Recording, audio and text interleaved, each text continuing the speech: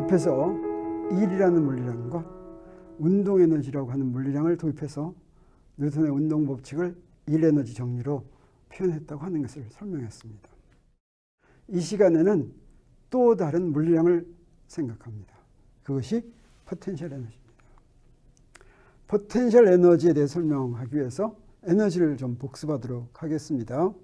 에너지란 뭐였냐면 일을 할 수 있는 능력이었어요. 그런데 일과 에너지가 우리 얘기할 때 어떻게 얘기했습니까? 일이란 반드시 A가 B에게 W만큼 일한다 이렇게 얘기를 해야지 되고, 에너지는 어땠습니까? A의 에너지는 E다 이렇게 말했죠. 그래서 A에서 B한테 일을 하면 이것은 한쪽의 에너지를 다른 쪽의 에너지로 이동하는 것이다 이렇게 이야기했습니다. 그래서 A가 B에게 일을 하면 어떤 일이 벌어지느냐? A의 에너지는 한 일만큼 감소하고 B의 에너지는 일을 받았으니까 에너지가 받은 일만큼 증가한다라고 하는 것을 알았습니다. 그렇지만 에너지는 여러 가지 형태로 존재하는데 일을 받았다고 해서 어떤 형태의 에너지가 증가할지는 미리 모른다고 했죠. 경우마다 다르다고 했습니다. 우리가 지난 시간에 딱 한 경우 알았습니다. 항상 운동 에너지로 바뀌는 경우 알았어요. 그게 바로 뭐였습니까? 그게 바로 일 에너지 정리였죠. 그래서 합력이 한 일은, 일 에너지 정리가 뭐라고 얘기합니까? 합력이 한 일은 물체의 운동 에너지가 증가한다라고 하는 것입니다. 그런데 우리 다른 경우도 있습니다. 포텐셜 에너지가 증가하는 경우가 있습니다. 어떤 경우냐면 이미 다른 힘을 받고 있는 물체의 한 일입니다. 그래서 그때는 이미 다른 힘을 받고 있는 물체의 일을 하면 포텐셜 에너지가 증가할 수도 있는데, 예를 들어서 중력을 받고 있는 물체의 일을 하면 중력 포텐셜 에너지가 증가합니다. 만유인력을 받고 있는 물체의 일을 하면 이제 우리 뭘 알 수 있습니까? 무슨 포텐셜 에너지가 증가하겠습니까? 만유인력 포텐셜 에너지가 증가합니다. 이처럼 포텐셜 에너지는 한 가지 종류만 있는 게 아닙니다. 힘마다 따로 있습니다. 그래서 여기에 탄성력을 받고 있다, 어떤 물체가 여기에다 일을 해주면 탄성력 포텐셜 에너지가 증가할 수 있습니다. 그런데 전기력을 받고 있는 물체라고 하면 그 물체의 경우에는 전기력 포텐셜 에너지가 증가합니다. 어떤 힘을 받고 있으면 그때 그 포텐셜 에너지가 증가한다. 우리 쉽죠?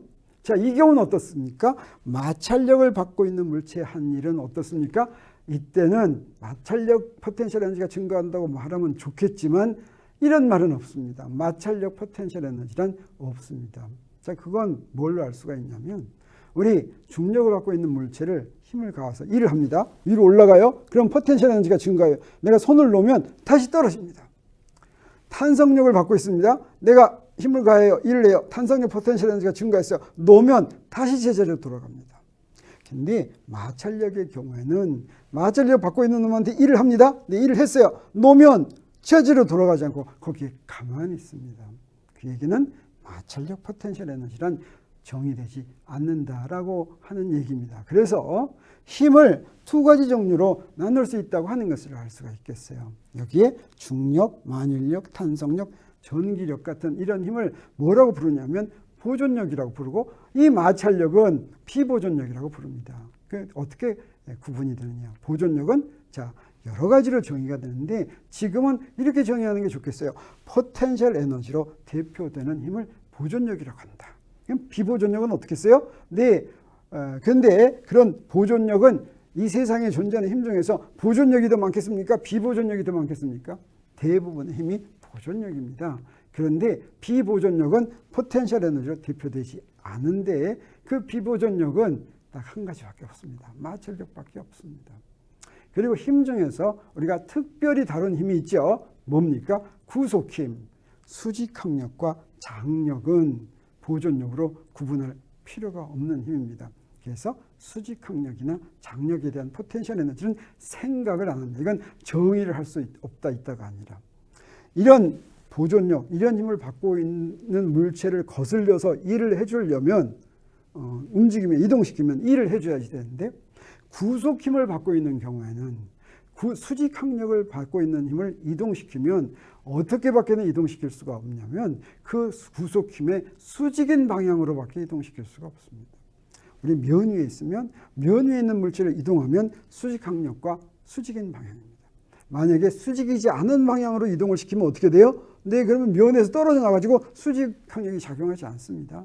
장력도 마찬가지입니다. 장력을 계속 받으면서 이동시키려면 장력과 수직인 방향으로만 이동시켜야지 됩니다. 그러면 어떻게 됩니까? 일을 하지 않습니다. 그렇게 이동시키더라도 어때요? 수직인 방향으로 이동하면 일하지 않죠. 이 얘기는 무슨 얘기냐면 구속힘이란 이 포텐셜 에너지를 정의할 필요가 없는 힘이다라고 하는 것을 알려줍니다. 그런데 우리 운동 에너지와 포텐셜 에너지가 큰 차이가 있습니다. 운동 에너지는 우리 뭐라고 얘기하냐면 그 물체의 운동 에너지라고 얘기합니다. 볼륨볼이 있습니다. 갑니다. 볼륨볼이 빨리 가고 있으면 그 물체는 운동 에너지를 갖고 있습니다. 그래서 움직이는 물체가 가지고 있는 에너지입니다. 그런데 포텐셜 에너지는 어떻습니까? 여기 이렇게 용수철이 있으면 용수철에 거슬려서 내가 밀어줍니다. 내가 밀어주면서 한 일이 포텐셜 에너지로 저장이 되는데 이게 물체에 저장되는 것 같습니까? 그렇지 않습니다. 어디에 저장됩니까? 용수철에 저장되는 것 같죠. 이것처럼 포텐셜 에너지는 물체가 지닌 에너지가 아니다라고 하는 것을 우리 알 수 있습니다. 이것을 더 확실하게 알 수 있는 경우도 있습니다. 그래서 포텐셜 에너지는 우리 사실은 포텐셜 에너지를 위치 에너지라고도 얘기하죠. 요새는 이제 그렇게 얘기하지 않는 경우가 많아졌습니다. 요새는 대학교 교과서는 물론이고 중학교, 고등학교 교과서에서도 포텐셜 에너지를 포텐셜 에너지라고 하죠. 포텐셜 에너지는 영어로 포텐셜 에너지인데 이걸 전에는 위치 에너지라고 번역하기도 했습니다. 그렇지만 포텐셜의 위치란 말은 없습니다. 영어 사전을 볼 것 같으면 포텐셜은 위치 이게 아닙니다. 특히 이걸 위치 에너지라고 얘기하면 물체의 위치 때문에 갖는 에너지라고 잘못 생각할 우려가 있어서 이걸 나는 항상 포텐셜 에너지라고 강조하는데 이 포텐셜 에너지는 물체의 위치에 의해서 물체가 지닌 에너지가 아니다라고 하는 거예요. 자, 그걸 한번 보도록 하겠어요. 그래서 중력 포텐셜 에너지 볼 것 같으면 이렇습니다. 지금 이 물체는 중력을 받고 있습니다. 이 중력을 받고 있는 물체를 내가 천천히 들어올리면서 한 1이 중력 포텐셜 에너지로 저장이 되는데 자, 이때 천천히 들어올리면 어떠냐면 이 물체가 등속도 운동한다 이 뜻이 됩니다. 그 얘기는 뭐냐면 물체에 작용하는 합력이 0이다 이런 말이 되겠어요. 그 얘기는 뭐냐면 내가 가해주는 힘의 크기가 중력과 크기가 같다라고 하는 거예요. 그럼 내가 D만큼 이렇게 들어올렸어요. D만큼 들어올리면서 내가 물체에 해준 일은 얼마냐면 네, 플러스 FD죠. 이거는 mgd가 되겠어요. F가 mg니까. 그래서 내가 물체에 일을 해주면 무엇의 에너지가 증가합니까? 물체 에너지가 증가하죠. 그런데 물체에는 다른 힘도 작용하고 있었어요. 중력 작용하고 있었어요. 그러면 중력은 어떻습니까? 아랫방향으로 작용하기 때문에 사이각이 이동한 방향과 사이각이 180도지요. 그래서 중력이 한 일은 마이너스 mgd입니다. 이 일이 음수라고 하는 것은 에너지를 뺏어간 겁니다. 이 얘기는 무슨 얘기냐? 내가 일을 해줬어요. mgd만큼 물체한테 해줬어요. 물체 에너지가 증가했어요. 이걸 즉시 무엇이 뺏어갔어요? 중력이 뺏어갔어요. 네, 중력은 무엇에 의한 힘입니까? 지구에 의한 힘이죠. 네, 그래서 지구가 사실은 뺏어갔다고 얘기할 수가 있겠어요. 그래서 이 에너지를 저 물체가 가지고 있습니까? 가지고 있지 않습니까? 안 가지고 있어요. 이 말이 포텐셜 에너지는 물체가 가지고 있는 힘이 아니다라고 하는 뜻이 되겠어요. 한 다른 예로 탄성력 포텐셜 에너지를 볼 것 같으면 네, 이제 힘 F를 적용해서 잡아 끕니다. 이렇게 잡아 끌면 천천히 잡아다니면 저 탄성력과 크기가 같습니다. 그래서 F는 KX라고 볼 수가 있죠. 그래서 X만큼 이동시키면 한 일은 어떻게 되냐? 제로에서 X까지 적분하면 되겠어요. 그러면 2분의 1 KX 제곱입니다. 내가 그만큼 일을 해줬어요. 그러면 이 물체의 에너지가 증가했죠. 그런데 이 물체에는 내가 힘 작용하냐면 다른 힘도 있습니다. 반대 방향으로 작용하죠. 반대 방향으로 작용하면 한 일이 뭐예요? 마이너스입니다. 이 얘기는 뭐예요? 에너지를 뺏어갔다라고 하는 뜻이에요. 그래서 이 물체의 에너지는 어떻습니까? 받은 걸 다시 돌려줬죠. 네, 에너지 같지 않습니다. 누구한테 돌려줬습니까? 용수철한테 돌려줬습니다. 그래서 이 물체가 이 에너지를 가지고 있지 않다라고 하는 것은 확실합니다. 이렇게 중력 포텐셜 에너지와 탄성력 포텐셜 에너지를 그래서 살펴볼 것 같으면 어떠냐? 이렇게 중력 포텐셜 에너지는 내가 물체 해준 일 mgd가 중력 포텐셜 에너지로 저장이 됐는데 이것은 중력이 물체한 일, 이건 마이너스였죠. 이 마이너스를 또 마이너스 해준 것 같습니다.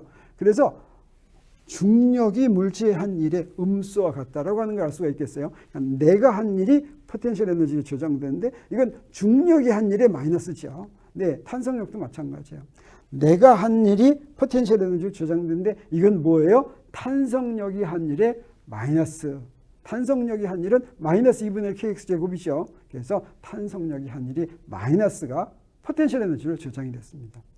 그래서 일반적으로 포텐셜 에너지를 이렇게 정의할 수가 있습니다. 힘마다 따로 정의가 되는데 그때 중력 포텐셜 에너지, 만일력 포텐셜 에너지, 탄성력 포텐셜 에너지, 전기력 포텐셜 에너지 이렇게 힘마다 따로 정의가 되는데 그때 그렇게 정의될 수 있는 힘을 보존력이라고 하고 포텐셜 에너지는 어떻게 정의되냐면 자 이게 중력, 탄성력, 만일력이라면 이놈이 한 일이 앞에 마이너스 붙였어요.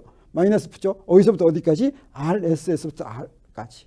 이때 이 RS를 뭐라고 부르냐면 기준점이다 이렇게 부릅니다. 기준점이란 그 포텐셜 에너지가 0이다라고 정한 점을 이야기합니다. 그래서 포텐셜 에너지는 이렇게 힘마다 F라는 힘이 중력이면 중력 포텐셜 에너지, 전기력이면 전기력 포텐셜 에너지가 정의되는데 그때 탄성력이면 탄성력이 한 일에 앞에 마이너스 붙인 것으로 정의된다.